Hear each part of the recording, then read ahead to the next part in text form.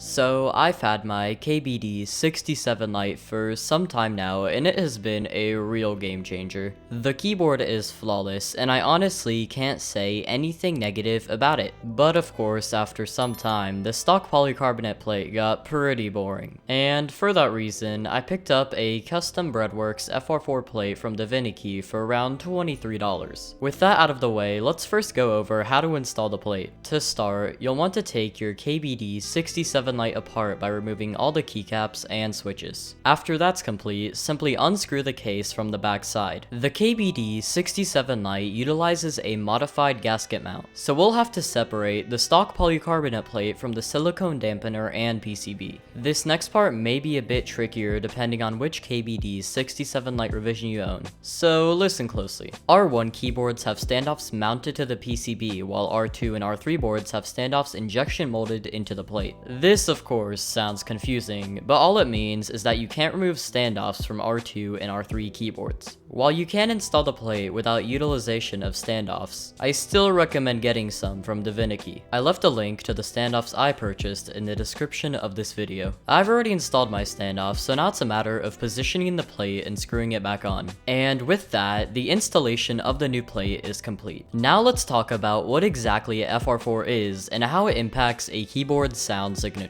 The plate I purchased is made from black FR4, and the areas surrounding the switches have a clean gold finish. If you weren't already aware, FR4 is made from the same material found in keyboard PCBs. This would explain its unique sound signature, but sound primarily depends on switches, keycaps, and whether your keyboard case is aluminum or plastic. However, in my experience, the FR4 plate made my KBD67 Lite much more clacky. This may be due to my combination of Durock palm linear switches and ABS keycaps, though in most cases, an FR4 plate will result in an overall clackier sound signature. The first thing I noticed while using the new FR4 plate was that it does not nearly flex as much as the polycarbonate one, but honestly, I prefer this feeling because it makes my KBD67 Lite feel much more sturdy. Though, tell me your thoughts about the plate in the comment section below. I'd really like to hear your guys' thoughts and feelings. Overall, the FR4 plate experience has been great, and it's something you really can't go wrong with purchasing. If you like FR4 or just want to switch things up, either way, I highly recommend getting the plate. In just a few seconds, I will be playing sound tests comparing the stock polycarbonate plate to the new FR4 one. Though besides that, thank you for watching the video. Please consider subscribing if you haven't already, and please like the video if you enjoyed. Again, thank you for watching, and I hope this video was helpful and or informative.